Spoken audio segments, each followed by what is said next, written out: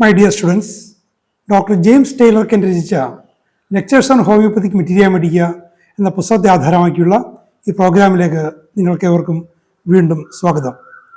ഈ പരമ്പരയുടെ 307ാമത്തെ എപ്പിസോഡിൽ നമ്മൾ പുതിയൊരു അധ്യായം ആരംഭിക്കുകയാണ്. Aurum metallicum. നമ്മൾ കഴിഞ്ഞ 2 എപ്പിസോഡുകളായിട്ട് നമ്മൾ കണ്ട അനാകാർഡിയം ഓറിയന്റാലയുടെ തുടർച്ചയായിട്ടാണ് ഇത് വരുന്നത്.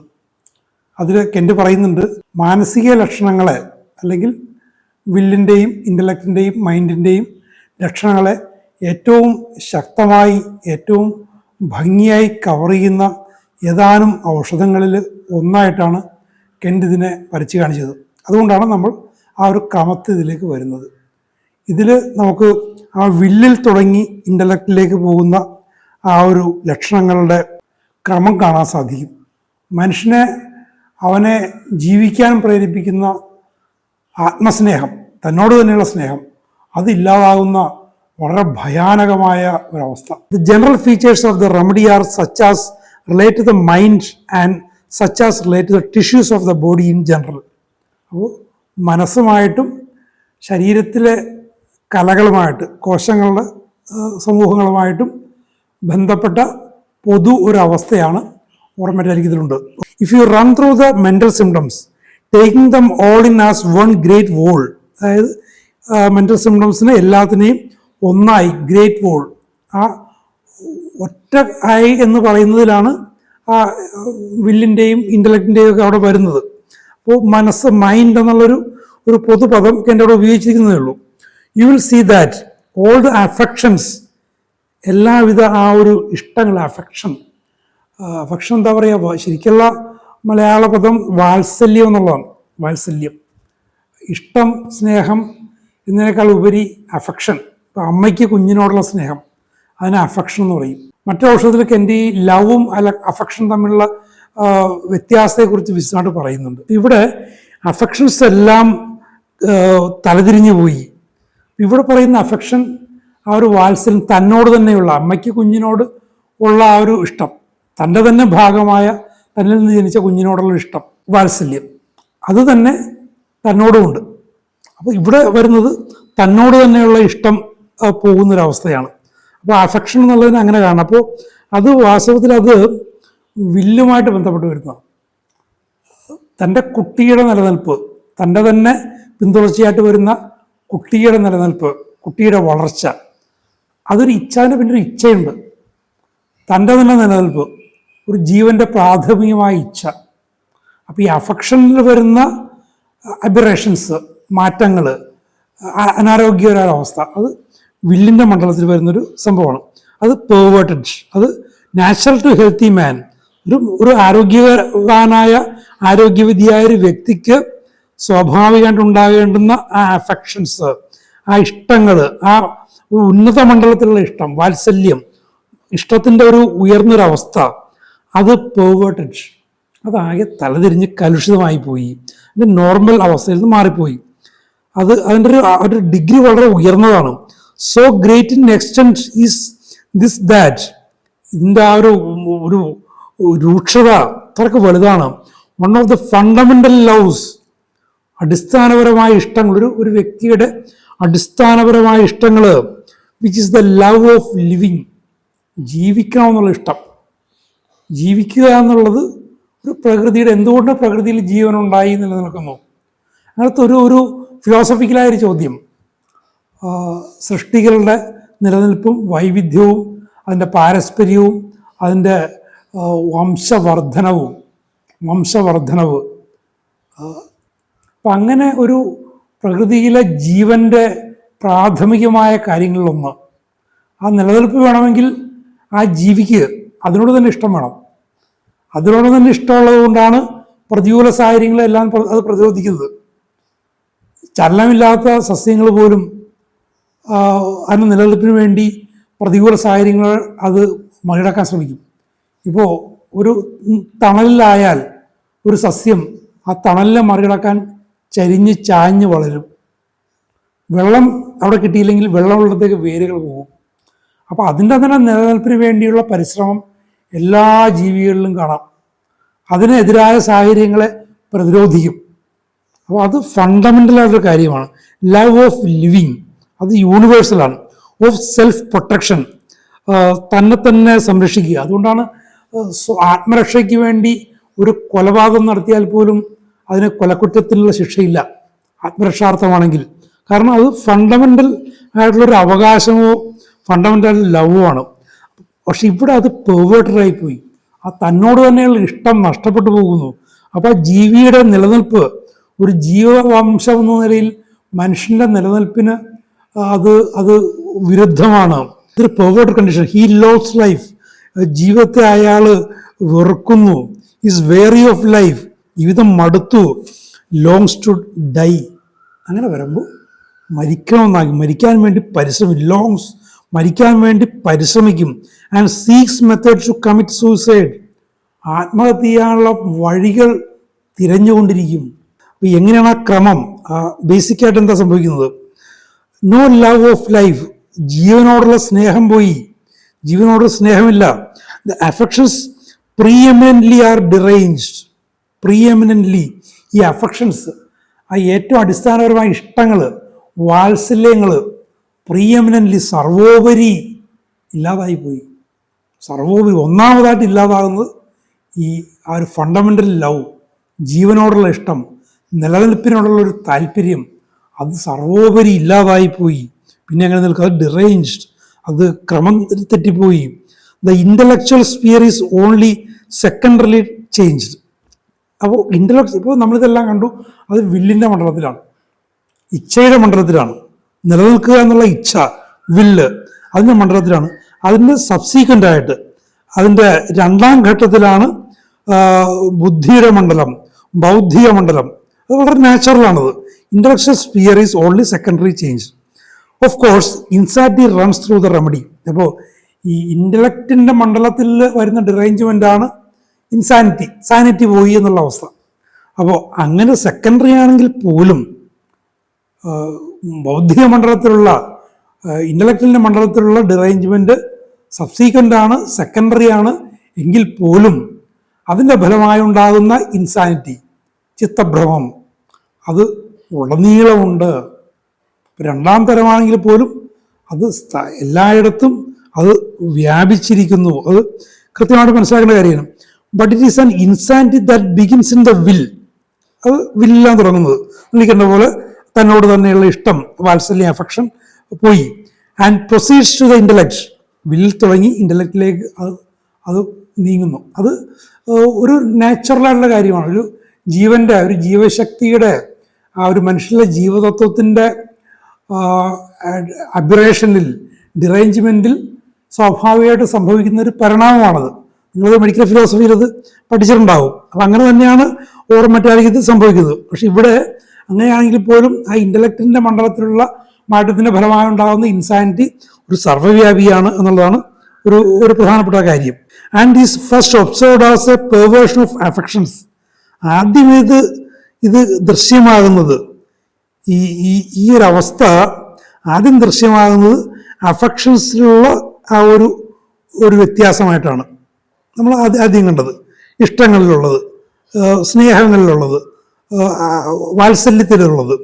It's astonishing that one could get into such a state of mind, such horrible depression of spirits that there is an absolute loss of enjoyment in everything. ഇതിൽ ഏറ്റവും അസ്റ്റോണിഷിംഗ് ആയിട്ടുള്ള കാര്യം, ഏറ്റവും നമ്മളെ ഞെട്ടിപ്പിക്കുന്ന കാര്യം, വാസ്തവത്തിൽ അത് ഞെട്ടിപ്പിക്കുന്ന, ഇങ്ങനത്തെ ഒരു രോഗിയെ നിങ്ങളുടെ ക്ലിനിക്കൽ പ്രാക്ടീസിൽ നിങ്ങളുടെ പഠനത്തിൻ്റെ വേളയിൽ നിങ്ങൾ കണ്ടിട്ടുണ്ടോ എന്ന് എനിക്ക് അറിഞ്ഞുകൂടാ. കണ്ടു കഴിഞ്ഞാൽ ഇത് ഹൊറിബിളാണ്. ഇവിടെ എൻ്റെ ഒരു അനുഭവത്തിൽ എൻ്റെ ഒരു ആത്മസുഹൃത്തായിരുന്നു. അതുകൊണ്ട് തന്നെ അത് എന്നെ വല്ലാതെ ഉലച്ചു കളഞ്ഞു. അതുകൊണ്ട് ഞാൻ കുറച്ച് ദിവസങ്ങൾ ബാക്കിയെല്ലാം ഞാൻ MSc പഠിക്കുന്ന സമയത്താണ് പഠനവും ക്ലാസ്സും എല്ലാം ഉപേക്ഷിച്ച് അതിൻ്റെ പിന്നാലെ ഞാൻ പോയി. അത്രയ്ക്ക് ഹൊറിബിളായിട്ടുള്ള അവസ്ഥയാണ്. One could get into such, അത്ര അവസ്ഥയിലേക്ക് അവർക്ക് വരാൻ പറ്റുമോ? നമ്മൾ നേരത്തെ കണ്ടൊരാളാണോ ഇത് നമുക്ക് തോന്നിപ്പോവും. Such horrible depression of spirit. അയാളുടെ മനസ്സിൻ്റെ ആ ഒരു വീര്യം, അതിൻ്റെ ഒരു ഇഷ്ടങ്ങൾ എല്ലാം അത്രക്ക് ഭയാനകമായ വിധം അത് താഴ്ന്നു പോയി, ഡിപ്രസ്ഡായി പോയി. That there is an absolute loss of enjoyment in everything. ഒന്നിലും സർവ്വതിലും അയാൾക്ക് അബ്സല്യൂട്ട് സമ്പൂർണമായിട്ടുള്ള നഷ്ടം, ആ ഒരു ലോസ്, ആ ഒരു എൻജോയ്മെൻ്റ് എന്ന് പറയുന്നത് സമ്പൂർണ്ണമായിട്ടില്ലാതെ പോയി ഒരു ചെറിയ കാര്യത്തിൽ. ഇപ്പോൾ ഞാൻ ചെന്നു ആ വ്യക്തിയുടെ ഏറ്റവും അടുത്ത ചുരുക്കം സുഹൃത്തുക്കളിൽ ഒരാൾ, അപ്പോൾ അത് ഒരു ഇഷ്ടമാണ്. കുറച്ച് കാലങ്ങൾ മുമ്പ് വരെ വളരെ ഇഷ്ടമായിരുന്നു, അതിലൊരു എൻജോയ്മെൻ്റ് ഇല്ല. ഇപ്പോൾ ഒരു സാധാരണഗതിയിൽ വളരെ ഒരു മനസ്സ് കിടിഞ്ഞിരിക്കുമ്പോൾ ഒരു ചായ കുടിക്കുക, അത് ഒരു ഒരു ചെറിയൊരു സ്റ്റിമുലൻ്റ് ഇഷ്ടം. ചിലപ്പോൾ ഇഷ്ടമുള്ള പുസ്തകം വായിക്കുക, ഇറങ്ങി നടക്കും. ഓരോരുത്തർക്കും ഓരോ അവരുടേതായ ഇഷ്ടങ്ങളുണ്ട്. ഇവിടെ സർവ്വവിധ ഇഷ്ടങ്ങളും ഇല്ലാതായി, സർവ്വവിധ ആസ്വാദനങ്ങളും ഇല്ലാതായി. സംഗീതം കേൾക്കൽ, സംസാരിക്കൽ, ചെടികൾ നടൽ, പാചകം, ഇത് ഒന്നിനോടും ഇഷ്ടമില്ലാത്തൊരവസ്ഥ. അത് ആ ഒരു അവസ്ഥ ഞാൻ കണ്ട് ഒരു 3 ദിവസം കൂടെ ഇരുന്ന് ഞാനത് മനസ്സിലാക്കിയൊരു കാര്യമാണ്. You take away a man's hope. ഒരു മനുഷ്യൻ്റെ പ്രത്യാശയെ അയാളിൽ നിന്ന് അകറ്റിക്കളയുക. അയാൾക്ക് പ്രത്യാശയില്ല കൊണ്ടുവരിക. And he has nothing to live for. അങ്ങനെ വരുമ്പോഴേക്കും അയാൾ എന്തിനു വേണ്ടി ജീവിക്കണം? പ്രത്യാശയില്ല, പിന്നെ എന്തിനു വേണ്ടി ജീവിക്കണം? He then wants to die. അങ്ങനെ വരുമ്പോൾ അയാൾക്ക് മരിക്കണം. ഇതാണ് അവസ്ഥ. പ്രത്യാശ നഷ്ടപ്പെട്ടു പോവുക. ഇത് ഈ മതപരമായ കാഴ്ചപ്പാടിൽ, മതങ്ങൾ പറയുന്ന ആ ഒരു കാഴ്ചപ്പാടിൽ ഒരു ഈവിൾ സ്പിരിറ്റ്സിനെ കുറിച്ച് പറയുമ്പോൾ, ഈവിൾ സ്പിരിറ്റ് ചെയ്യുന്നത് മനുഷ്യനിലെ പ്രത്യാശയെ കെടുത്തി കളയുക. പ്രത്യാശ കൊണ്ടാണ് മനുഷ്യൻ ജീവിക്കുന്നത്. ഈ പ്രത്യാശ ഇല്ലാതാക്കുക, അതാണ് ഈവിൾ സ്പിരിറ്റിൻ്റെ പണി. വാസ്തവത്തിൽ അത്തരം അവസ്ഥകളെയൊക്കെ നമുക്ക് ഹോമിയോപ്പതിക്കായിട്ട് നമുക്ക് വിശദീകരിക്കാൻ പറ്റും. അപ്പോൾ ആ പ്രാഥമികമായിട്ടുള്ള രോഗകാരണത്തോട് സംവദിക്കുന്ന ഔഷധങ്ങളിൽ ഒന്നാണ് ഓറം മെറ്റാലിക്കം. അപ്പോൾ അങ്ങനെ വരുമ്പോൾ അയാളുടെ പ്രത്യാശ നഷ്ടപ്പെടുമ്പോൾ മരിക്കുന്നു. Such it seems is the state in this medicine. ഈ ഔഷധത്തിലുള്ള അവസ്ഥ അങ്ങനെയാണെന്ന് തോന്നപ്പെടുന്നു. It seems. അതിൻ്റെ ലക്ഷണങ്ങൾ പ്രൂവിങ് നോക്കിക്കഴിഞ്ഞാൽ, ക്ലിനിക്കൽ കാര്യങ്ങൾ നോക്കിക്കഴിഞ്ഞാൽ അങ്ങനെയാണെന്ന് തോന്നും. അത് തന്നെയാണ് ഈ ഇപ്പോൾ ഞാൻ കണ്ട കേസിലും അത് തന്നെയാണ്. സെൽഫ് കണ്ടംനേഷൻ, ആത്മപുച്ഛം, തന്നെ തന്നെ പുച്ഛിക്കുന്നു. കണ്ടിന്യൂഡ് സെൽഫ് റിപ്രോച്ച്, ആത്മപീഡനം, തന്നെ പീഡിപ്പിക്കാൻ ശ്രമിക്കുന്നു. ആഹാരം കഴിക്കാതെ ഇരുന്ന്, ബന്ധങ്ങളിൽ നിന്ന് മാറിയിരുന്ന്, ഇഷ്ടങ്ങളിൽ നിന്ന് മാറി, ഇഷ്ടങ്ങൾപ്പെട്ട ഒന്നും ചെയ്യാതിരുന്നു തന്നെ പീഡിപ്പിക്കുക. ആത്മഹത്യയും ഒരു സെൽഫ് റിപ്രോച്ചിൻ്റെ ഒരു അങ്ങേ അറ്റത്തുള്ളൊരു കാര്യമാണല്ലോ. സെൽഫ് ക്രിറ്റിസിസം, തന്നെ വിമർശിക്കുക. A constant looking into self, തന്നിൽ തന്നെ നോക്കിയിരിക്കുകയാണ്, പുറത്തേക്ക് നോക്കുന്നില്ല. തന്നെ തന്നെ നോക്കിയിരുന്നാൽ എന്തെങ്കിലും കുറ്റം കാണുമല്ലോ. തന്നിൽ തന്നെ നോക്കിയിരിക്കുകയാണ്. ഈ സുഹൃത്തിൻ്റെ അവസ്ഥയായിരുന്നു. സ്വന്തം കുറ്റങ്ങളും സ്വന്തം ഇതും പഠിക്കാതിരുന്നതിൻ്റെ കാര്യങ്ങളും, പഠിച്ച് നല്ല മാർക്ക് മേടിച്ചാലെങ്കിൽ പോലും കുറെ കൂടെ നന്നായിട്ട് പഠിക്കാമായിരുന്നു, അങ്ങനെയൊക്കെ പറഞ്ഞുകൊണ്ട് അനാവശ്യമായ സ്വയം കുറ്റങ്ങൾ കണ്ടെത്തേണ്ട അവസ്ഥ. She does nothing right, everything is wrong. താൻ എന്ത് ചെയ്താലും ശരിയാവില്ല, എന്തും തെറ്റായി പോകും. നത്തിങ് വിൽ സക്സൈഡ്, താൻ എന്ത് ചെയ്താലും വിജയിക്കില്ല. ഹോപ്പ്ലെസ്നെസ്, അപ്പോഴേക്കും പ്രത്യാശ പോയി. എന്ത് ചെയ്യാനും വിജയിക്കില്ല, പ്രത്യാശ പോയി. ഇനിയൊരു കൊട്ടേഷനാണ്. Imagines he cannot succeed in anything and he does everything wrong. He's in a disunion with himself. കൊട്ടേഷനാണ്. Disunion with himself. തനിക്ക് ഒന്നിനും വിജയിക്കാൻ പറ്റില്ല, താൻ എന്ത് ചെയ്താലും അത് തെറ്റായി പോകും. അങ്ങനെ വന്നിട്ട് താൻ തന്നോട് തന്നെ യോജിക്കുന്ന ഡിസ്യൂണിയൻ. നമ്മൾ തന്നെ യോജിച്ചില്ലെങ്കിൽ പിന്നെ ആര് യോജിക്കും? നമ്മൾ തന്നെയാണ് ഒന്നാമതായിട്ട് ഇഷ്ടപ്പെടുകയും നമ്മളെ സ്വയം പിന്തുണയ്ക്കുകയും ചെയ്യേണ്ടത്. അപ്പം അതൊരു ഡിസ്യൂണിയൻ ഉണ്ട്, തന്നോട് തന്നെ ചേരുന്നില്ല. അങ്ങനെയാണ് സെൽഫ് കോൺട്രഡിക്ഷനിലേക്ക് വരുന്നത്. ഇമാജിൻസ് ഹി സീസ് obstacles in his way everywhere. എല്ലായിടത്തും തടസ്സങ്ങൾ കാണുന്നു. ഇതൊക്കെ ഈ സുഹൃത്തിൻ്റെ വായിൽ നിന്ന് വന്ന കാര്യങ്ങൾ. എവിടെ നോക്കിയാലും തടസ്സങ്ങളേ ഉള്ളൂ.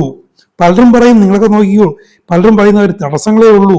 He's all the time imagining that he has neglected something, that he has neglected his friends. താൻ എന്തിനേക്കോ താൻ അവഗണിച്ചു കളഞ്ഞു, അങ്ങനെ ചിന്ത. അയാളുടെ ഇമാജിനേഷനാണ്. തൻ്റെ സുഹൃത്തുക്കളെ താൻ അവഗണിച്ചു. താൻ പ്രധാനപ്പെട്ട അത് ഇറ്റാലിക്സിലാണ് കൊടുത്തിരിക്കുന്നത്. എന്തിനേക്കോ താൻ അവഗണിച്ചു കളഞ്ഞു. അവഗണിച്ചുകൊണ്ട് തനിക്കിപ്പോൾ നഷ്ടമുണ്ടായി, തൻ്റെ ഈ തെറ്റ് സംഭവിച്ചു. He imagines that he deserves reproach in consequence of having neglected duty. താൻ ചെയ്ത തൻ്റെ കടമകൾ ചെയ്യാതിരുന്നതിന്, താൻ പഠിക്കാതിരുന്നതിന്, ജോലി ചെയ്യാതിരുന്നതിന്, സുഹൃത്തുക്കളെ അവഗണിച്ചതിനൊക്കെ താൻ ശിക്ഷക്ക് അർഹനാണ്. റിപ്രോച്ച്, താൻ അതിനൊക്കെ തിരിച്ചടി, ഒരു ശിക്ഷ തനിക്ക് കിട്ടണം. ആ ശിക്ഷ അൾട്ടിമേറ്റ് ശിക്ഷയായിട്ടാണ് ഈ സുഹൃത്ത് ആ ശിക്ഷ കിട്ടണം. ആ ശിക്ഷ എന്താണ്? തന്നെ നശിപ്പിക്കുക, ആത്മഹത്യ ചെയ്യുക. ഉണ്ടോ ആ സെൽഫ് റിപ്രോച്ച്, തനിക്ക് സെൽഫ് റിപ്രോച്ച് താൻ അർഹനാണ്. He neglect something, he's wrong, is wholly evil, തന്നിലാകെ തിന്മയാണുള്ളത്.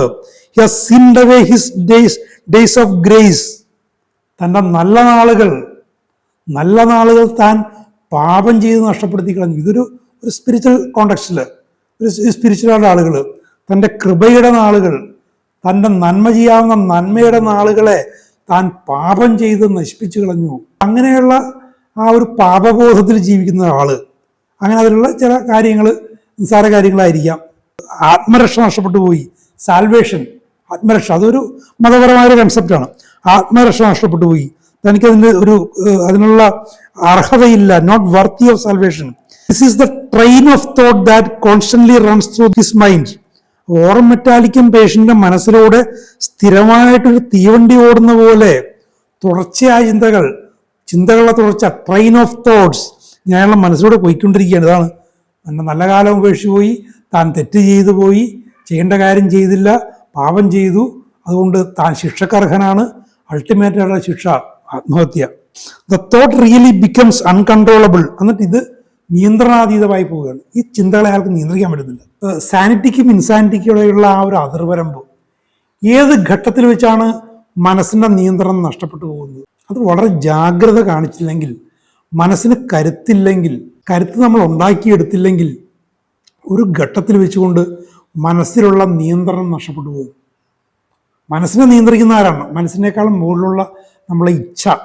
നമ്മൾ നോർമലായിട്ട് ജീവിക്കണം, ഒരു ജീവി, ഒരു മനുഷ്യജീവി എന്ന രീതിയിലുള്ള ധർമ്മങ്ങൾ അനുഷ്ഠിക്കണമെന്നുള്ള പ്രാഥമികമായ ഇച്ഛ, ആ വില്ല്, അത് വീക്കാകുമ്പോൾ മനസ്സ് ദുർബലമാകുന്നു.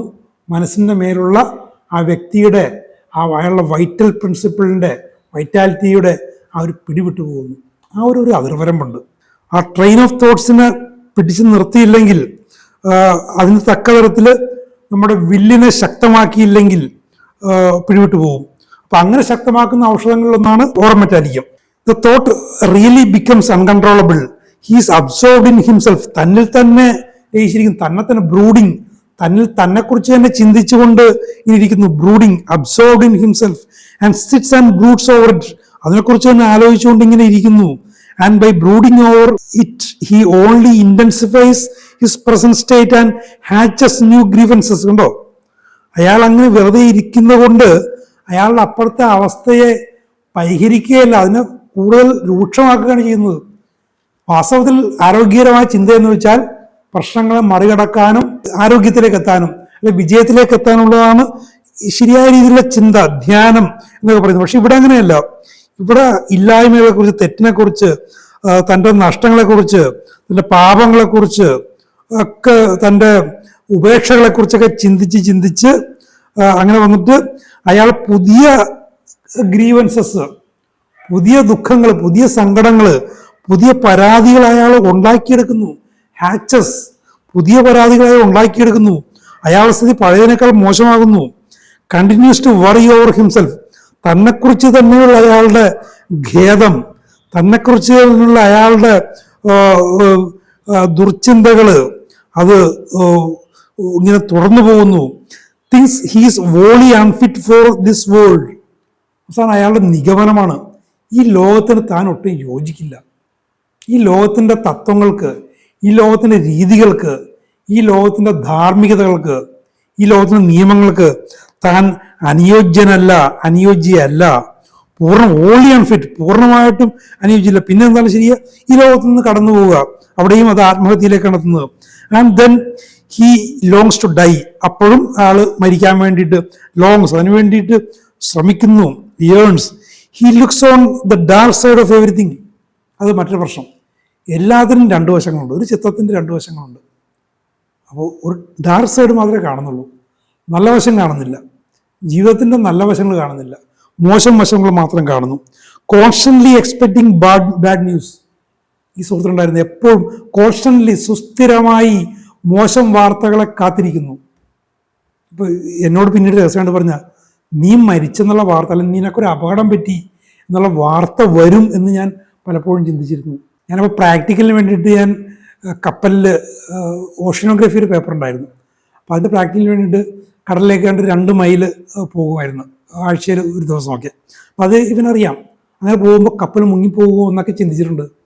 കപ്പൽ മുങ്ങി നിൻ്റെ ശവം കടലിൽ കിടക്കുന്നതൊക്കെ ഞാൻ കണ്ടിട്ടുണ്ട്. അപ്പോൾ സുസ്ഥിരമായിട്ട് അച്ഛനും അമ്മയ്ക്കും അപകടം പറ്റി, അവരടുത്തുണ്ട്. അവർ പുറത്തേക്ക് പോകുമ്പോൾ ആശങ്ക, ആഹാരം വാങ്ങാൻ വേണ്ടി പോയാൽ റോഡിൽ വണ്ടി ഇടിച്ചാലോ അങ്ങനെയൊക്കെയുള്ള ആശങ്ക, മോശം വാർത്തകൾ എപ്പോഴും കാത്തിരിക്കുന്നു. Looking for everything to go home. എല്ലാം അബദ്ധമാകുകയുള്ളൂ, എന്ത് ചെയ്താലും അത് അബദ്ധമേ ആകുകയുള്ളൂ. The future looks dark him. അങ്ങനെ വരുമ്പോഴേക്കും ഭാവിയിൽ പ്രതീക്ഷയില്ല, ഭാവി ഇരുളടഞ്ഞതായി പോകുന്നു. And he wants to die. അപ്പോഴും എനിക്ക് മരിക്കണം. എല്ലാ ചിന്തകളും മരണത്തിലേക്ക് എത്തുന്നത്. He never will succeed. താൻ ഒരിക്കലും വിജയിക്കുകയില്ല. For everything goes wrong and he turns his hand to. താൻ എവിടെയൊക്കെ കൈവെക്കുന്നു അതെല്ലാം പരാജയപ്പെടും, എല്ലാം തലതിരിഞ്ഞു പോകും. His business is dark. Business ഉള്ള ആളാണെങ്കിൽ ബിസിനസ് ആകെ ഇരുളഞ്ഞു പോയി. His family troubles him. കുടുംബം തന്നെ കുഴപ്പത്തിലാക്കുകയാണ്. His friends annoy him. സുഹൃത്തുക്കൾ തന്നെ ശല്യപ്പെടുത്തുന്നു. He becomes extremely irritable. വല്ലാതെ ഇറിറ്റബിൾ ആകുന്നു, വല്ലാതെ അസ്വസ്ഥനാകുന്നു. Easily angered. പെട്ടെന്ന് ദേഷ്യം വരുന്നു. Is worried of trifles. നിസ്സാര കാര്യങ്ങളെക്കുറിച്ച് അയാൾ വിഷമിക്കുന്നു, സങ്കടപ്പെടുന്നു, വറീഡാവുന്നു. And easily excited. അങ്ങനെ വരുമ്പോഴേക്കും പെട്ടെന്ന് ഉത്തേജനം. നിസ്സാര കാര്യം മതി അയാൾക്ക് ഉത്തേജനം ഉണ്ടാകാൻ. Every little things rouses him into anger and turmoil. നിസ്സാര കാര്യം കൊണ്ട് ഇയാൾക്ക് ദേഷ്യം വരുന്നു, അവൾ ആകെ കിടന്ന് അസ്വസ്ഥനായി പോകുന്നു. കാണുന്നവർ അത്ഭുതപ്പെടും, ഇവന് ഈ നിസ്സാര കാര്യത്തിന് ഇവന് ഇത്ര ദേഷ്യപ്പെടുന്നു, ഇത്ര നിസ്സാര കാര്യമല്ലേ. He's always in a vexation. എപ്പോഴും ഫ്രസ്ട്രേറ്റഡ് ആണ്. Vexation, frustration. ആകെ നിരാശയുടെ അടിത്തട്ടിലായി പോകുന്നു, എപ്പോഴും നിരാശയുടെ അടിത്തട്ടിലായി പോകുന്നു. വെറുതെ ഒരു ഡിസാറ്റിസ്ഫാക്ഷൻ അല്ല, വെക്സേഷൻ, ഫ്രസ്ട്രേഷനാണ്, ഒരു നിരാശയുടെ അടിത്തട്ട്. The aurum state of mind is an insanity dreadful to look upon him. ഈ aurum state of mind, aurum metallicum indicate ചെയ്യുന്നൊരു അവസ്ഥ കണ്ടു കഴിഞ്ഞാൽ, അല്ല ഇൻസാനിറ്റി കണ്ടു കഴിഞ്ഞാൽ, കണ്ടു നിന്ന് കഴിഞ്ഞാൽ നമുക്ക് ഭയം തോന്നും. അയാൾക്ക് ഇങ്ങനത്തെ ഒരു ഇൻസാനിറ്റി ഉണ്ടോ? അതാണ് aurum metallic state. Because of the turbulence and melancholy. അയാളിലുണ്ടാകുന്ന ടർബുലൻസ്, നിസ്സാര കാര്യം, ടർബുലൻസും മെലങ്കളിയും. ടർബുലൻസ് മാത്രമല്ല മെലങ്കളിയും ഉണ്ട്. പിന്നീട് അയാൾ മെലങ്കളിയിലേക്ക് പോകും, ഇത് ചെയ്തു പോയല്ലോ, അത്രക്ക് വല്ലാതൊരു ദുഃഖം. മെലങ്കളി എന്നുള്ള അഗാധമായ ദുഃഖമാണ് മെലങ്കളി, വെറുതെ ദുഃഖമല്ല, ആഴത്തിലുള്ള ദുഃഖമാണ് മെലങ്കളി. It is suitable. അപ്പൊ ഈ ഓറം മെറ്റാലിക്കം യോജിക്കുന്ന ഒരു അവസ്ഥ എന്ത് പറയാണ്? In the most profound state of melancholy. അഗാധമായ ദുഃഖമാണ് മെലങ്കളി, അതിനെ തന്നെ ഏറ്റവും രൂക്ഷമായ അവസ്ഥ, പ്രൊഫൗണ്ടായ അവസ്ഥ. And depression. The patient sits silent and says nothing. അവസാനം വരുമ്പോൾ ഒന്നും മിണ്ടാതെ ഇരിക്കും. അയാളുടെ മനസ്സെന്താന്ന് നമുക്ക് വായിക്കാൻ പറ്റില്ല. ഇനി കൊട്ടേഷനാണ്. Melancholy feels hateful and quarrelsome. അപ്പോൾ അഗാധമായ ദുഃഖം അയാൾക്ക് തോന്നുന്നു, തന്നിൽ ഹെയ്റ്റ്, വെറുപ്പുണ്ട് ഒന്ന് അയാൾക്ക് തന്നെ തോന്നും, കണ്ടു നിൽക്കുന്നവർക്ക് തോന്നും, അയാൾക്കും തോന്നും. കോറൽസം, വഴക്കാളി. കൊട്ടേഷനാണത്. Terrible melancholy after abuse of mercury. ഇതും കൊട്ടേഷനാണ്. മെർക്കുറിയുടെ അബ്യൂസിന് ശേഷം, ഈ സിഫിലിറ്റി കണ്ടീഷനിൽ പണ്ടുണ്ടായിരുന്ന, അതിനുശേഷം ഉണ്ടാകുന്ന ഭയാനകമായ മെലങ്കളി. അപ്പോൾ ഓർമാറ്റിക്കിൽ നിന്ന് പണ്ടത്തെ ഉപയോഗങ്ങൾ ഒന്നുകൂടിയാണ് ഉണ്ടത്. The causes of the state of insanity are, കാര്യങ്ങൾ പറയാണ്. ഈ ഇൻസാനിറ്റിയുടെ കാരണങ്ങൾ: പ്രൊലോങ്ഡ് ആൻസൈറ്റി, നീണ്ടു നിൽക്കുന്ന ഉത്കണ്ഠ, അൺയൂഷ്വൽ റെസ്പോൺസിബിലിറ്റി, സാധാരണ കഴിഞ്ഞുള്ള ഉത്തരവാദിത്തങ്ങൾ ഏറ്റെടുക്കേണ്ടി വരില്ല, സിഫിലിസ്, ഈ മെർക്കുറിയോട് ബന്ധപ്പെട്ട്, ആൻഡ് ലോസ് ഓഫ് പ്രോപ്പർട്ടി, വസ്തുക്കൾ നഷ്ടപ്പെടുന്നൊരവസ്ഥ. ഇത്തരം കാര്യങ്ങൾ കൊണ്ടൊക്കെ ഈ പറയുന്ന ഓറം മെറ്റാലിക് സ്റ്റേറ്റ് വരാം. ഇപ്പം എൻ്റെ സുഹൃത്തിൻ്റെ കാര്യത്തിൽ പ്രൊലോങ്ഡ് ആങ്സൈറ്റി ആയിരുന്നു പ്രശ്നം. റെസ്പോൺസിബിലിറ്റിയുടെ പ്രശ്നമില്ല, അച്ഛനും അമ്മക്കും ജോലിയുണ്ട്. പിന്നെ സിഫിലിസ്, ആ പ്രശ്നമില്ല. ലോസ് ഓഫ് പ്രോപ്പർട്ടി, അങ്ങനെയൊന്നും ഉണ്ടായിട്ടില്ല. അപ്പം എൻ്റെ സുഹൃത്തിനെ സംബന്ധിച്ചോളം പ്രൊലോങ്ഡ് ആങ്സൈറ്റി ആയിരുന്നു. ചോദിച്ചു വന്നപ്പോഴേക്കും പല കാരണങ്ങൾ കൊണ്ടും വർഷങ്ങളായി ഇയാളുടെ ആങ്സൈറ്റി ഉണ്ടായിരുന്നു, പല കാരണങ്ങൾ കൊണ്ടും. അത് ഒരുപക്ഷെ ഒരു ഫിസീഷ്യൻ്റെ അടുത്ത് പറയില്ലായിരുന്നു. എന്നോടുള്ള ഒരു അടുത്ത സൗഹൃദം കൊണ്ട് എന്നോടൊരു കൺഫെഷൻ പോലെ പറഞ്ഞ കാര്യങ്ങൾ. അപ്പോൾ പ്രൊലോങ്ഡ് ആങ്സൈറ്റി, അൺയൂഷ്വൽ അസാധാരണമായ ഉത്തരവാദിത്തങ്ങൾ ഏറ്റെടുക്കേണ്ടി, വളരെ ചെറുപ്പത്തിലെ തന്നെ താങ്ങാനാവാത്ത ഉത്തരവാദിത്തങ്ങൾ ഏറ്റെടുക്കേണ്ടി വരിക, സിഫിലിസ്, സ്വത്ത് നഷ്ടപ്പെടൽ, ഇത്തരം കാര്യങ്ങൾ കൊണ്ടുണ്ടാകുന്ന അവസ്ഥകൾ എത്രത്തോളം പ്രൊഫൗണ്ടാണ്, എത്രത്തോളം മനുഷ്യരെ നമുക്ക് സഹായിക്കാൻ പറ്റും. അപ്പോൾ ഇതേപോലെ വിശദമായിട്ടുള്ള ഇതുപോലെ പ്രധാനപ്പെട്ട പല കാര്യങ്ങളും തുടർന്ന് കണ്ടു പറയുന്നുണ്ട്. വരുന്ന എപ്പിസോഡ് നമുക്ക് കേൾക്കാം. Thank you very much for watching.